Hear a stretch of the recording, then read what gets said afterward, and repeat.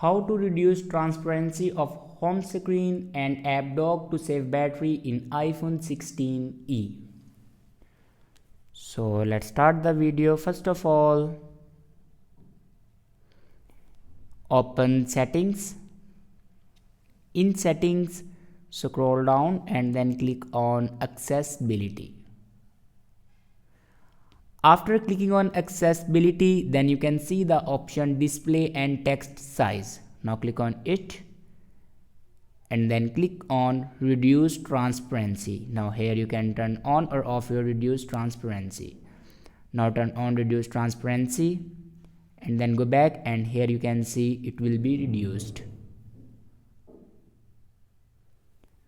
So this is the way to reduce transparency of home screen and app dock to save battery in iPhone 16e.